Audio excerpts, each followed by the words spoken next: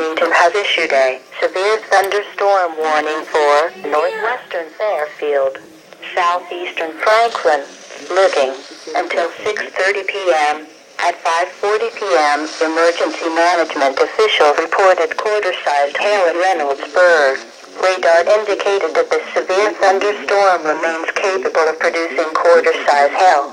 This storm was located near Bryce, moving northeast at 30 miles an hour. Locations impacted include Pickerington, Summit Station, Pawtascala, Beach Road Trails, Hebron, Granville South, Granville. In addition, Edna, Kirkersville, Alexandria, Fredonia, and St. Louisville are near the path of this severe thunderstorm.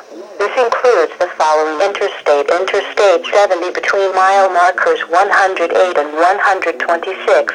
Stay indoors and away from windows until the storm has passed. To report severe weather, go to our website at weather.gov/on and submit your report via social media when you can do so safely. There are people starting to sell and move away from the community.